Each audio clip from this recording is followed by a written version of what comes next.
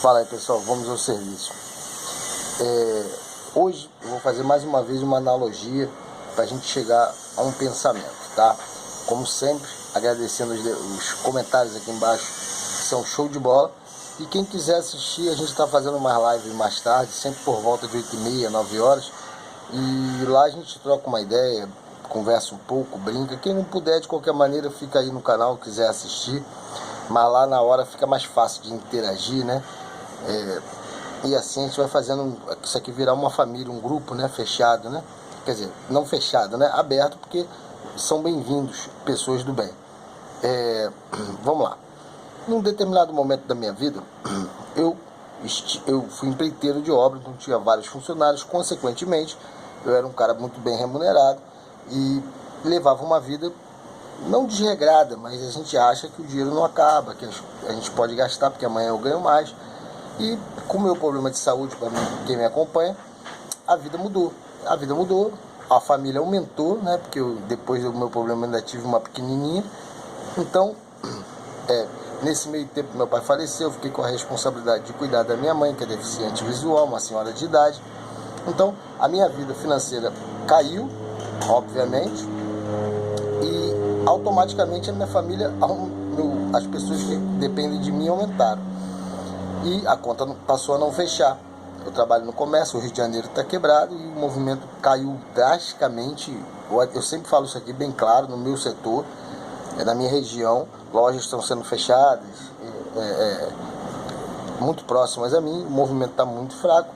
Então eu comecei a prestar atenção aonde dava para economizar, aonde dava para continuar tentando manter um padrão de vida para minha família não sentir muito.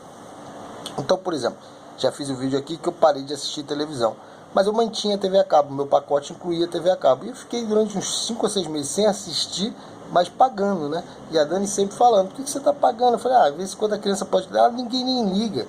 E aí fui lá e cortei, economizei R$100, R$130 para ser mais exato, nessa brincadeira. Só que 130 mensal, que por ano, vamos fazer a conta, dá 1.300 com mais 260, 1.560 por ano. Se fazer a conta por ano, que eu economizo num ano, quase R$1.600. Fora que de vez em quando você contrata um filme aqui, outro ali, 1.600 é fácil. Então ali eu já economizei 1.600 ao ano. A uns 40 metros da minha casa tem uma padaria. Todo dia a gente compra pão, é R$5 de pão. Mas se você andar mais 40, uns 80 metros, 70, 80 metros, você chega numa outra padaria que tem uma promoção, aonde o pão é R$3. Nessa brincadeira você economiza R$2, por mês 60, né? Por ano dá 720, né? R$720 por ano, junto com aqueles 1.600, já estamos em 2.300 alguma coisa, 2.300. Luz, às vezes está todo mundo na sala, todo mundo, outra pessoa no quarto, mas a luz da cozinha está acesa, da varanda.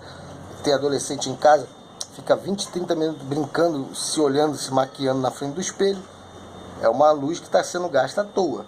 Nesse meu controle, lembra, eu fiz o vídeo, só lembra de apagar a luz quem paga a conta no final do mês. Eu consegui reduzir em R$70 a conta de luz. Lá vai uma economia anual de uns R$800. Só nessas pequenas coisas aí já estamos falando coisa de mais de R$3.000 de economia. E aí você pode economizar pegando ofertas, aí o vídeo ficaria muito longo. São várias coisas que não é que eu descobri, que está aí na nossa cara, mas que a gente, quando está bem, a gente não presta atenção. Aí aquilo que a gente ganha é fixo, e a gente imagina, pô, eu vou economizar como? Cortando esses pequenos gastos que dá para ser cortado.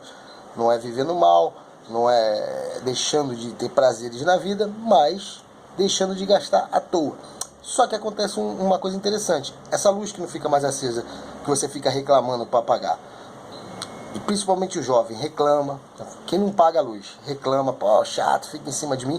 Quem ia na padaria comprar o pão, que andava 40 metros para comprar, passou a andar 80, fala, pô, tem que andar o dobro do caminho. É pouco, mas mesmo assim reclama, né? Porque acha que é muito trabalho.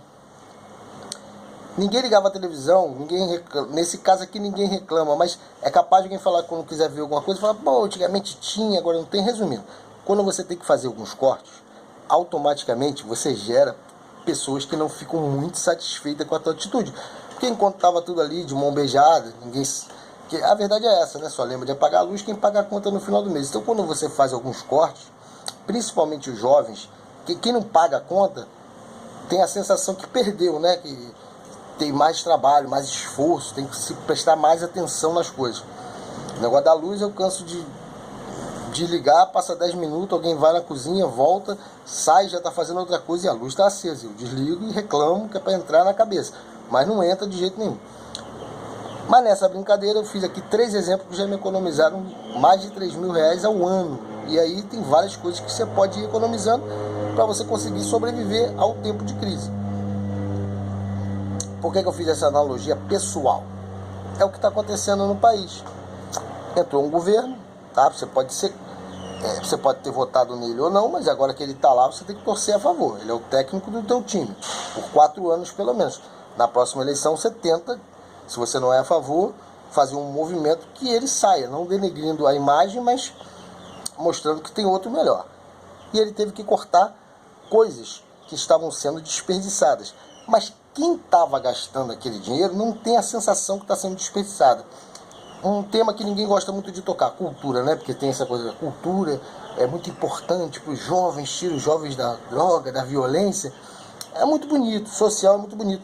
Mas é muito mais interessante você investir num curso técnico que vai transformar aquele jovem num profissional do que num curso, sei lá, de violão, que ele vai tocar o violão na praia. Tá? Você tem 1 ou 2 bandas que vão tocar, que vai absorver aquele cara que toca o violão.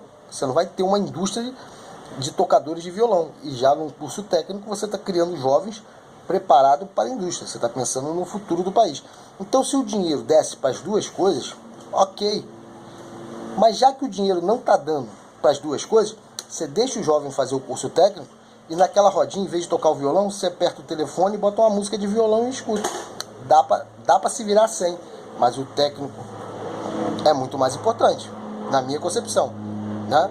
Isso é a minha opinião. Então o que eu quero dizer com isso? Por que eu citei um caso meu pessoal para dar o exemplo no país? Nós temos que entender que a maioria, não todos, que criticam algumas atitudes de corte de gasto do governo, é porque de alguma forma elas se sentiram prejudicadas, porque antes ela gastava e não queria saber de onde vinha o dinheiro. Então quem trabalha de alguma forma em alguma coisa que o dinheiro vinha dessa mamata do governo, que o dinheiro jorrava, vai se sentir sempre prejudicado e vai fazer críticas. E aí pode ser que alguém vá naquela onda, mesmo que não ganhava nada com isso, mas escuta, de tanto escutar aquelas coisas, é muito bonito. A cultura é importante. Eu tenho amigos aqui que tem banda, que tem coisas ligadas à cultura. É importante? É importante. É óbvio que é. Mas é o que eu falei da economia que eu tento fazer em casa, para não quebrar. Nesse momento difícil que o país está atravessando e eu por não poder estar trabalhando na minha profissão. Vocês entenderam? Eu fiz uma analogia. Como eu digo, eu nunca vou tirar nenhum coelho da cartola, é só para a gente pensar. Quem está reclamando demais, acima do normal, cobrando em 6 meses, coisas que nunca cobrou em 16 anos ou 14 que fosse, agora cobra com uma força muito grande. Por quê? Porque de alguma forma perdeu alguma vantagem que tinha e acha que o governo deveria cortar qualquer coisa, menos o que ela perdeu. E às vezes o que ela perdeu pode ter intelectualmente uma importância muito grande, mas na prática, como eu dei o exemplo, eu prefiro um jovem técnico, numa escola técnica, num Senai da vida, aprendendo a montar um motor, seja o que for, a ter uma profissão, do que um jovem tocando violão na praia. Porque o violão dá para botar o celular e botar lá, música de violão. Aí o Google vai lá e bota para você, músicas de violão. E o técnico precisa de um ser humano capacitado. Vocês entenderam? Então é isso. Deixa aí o comentário de vocês, se são a favor ou contra do que eu falei, se tem outras ideias, se vocês acham correto. Essa parte da gente cortar gastos, independente da analogia, é importante, porque a gente acaba tentando botar nossas finanças em dia, porque aí a gente entra em muitas coisas. Tem muita gente que eu conheço, que tem lá um belo carro, uma bela casa, mas o carro é financiado, a casa está tudo enrolado, mas... eu não sei se eu já contei aqui, uma vez eu estava trabalhando na obra, muitos anos atrás, e em um determinado momento esse amigo foi lá fora, porque alguém procurou ele, aí eu vi um carro muito bonito, na época, né, um Vectra, tinha acabado de sair o Vectra, E ele voltou e falou, pô, tu me arruma 10 reais aí, depois eu te dou.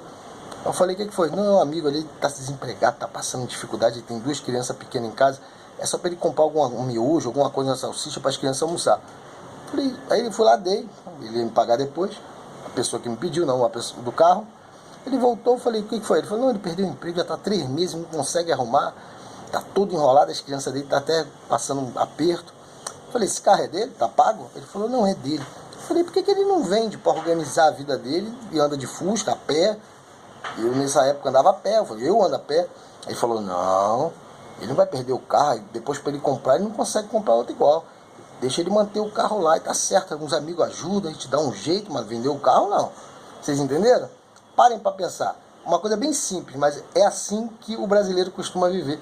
Ele prefere viver de status do que da realidade, de admitir a sua realidade. Tanto que tem muita gente que parece que tem muito dinheiro, e realmente até tem, mas o dinheiro não é bem do trabalho dele. O dinheiro veio aparecendo ali, ganhou um negócio ali, ganhou outro negócio ali, juntou ali com uma herança, e parece que é tudo fruto do trabalho dele, não é. O brasileiro vive muito de ilusão e passa essa imagem da ilusão.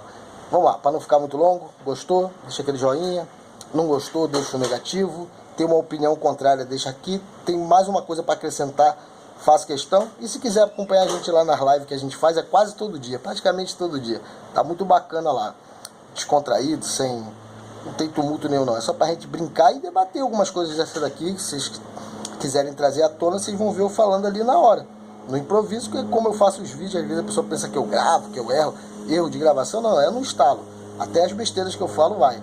Valeu!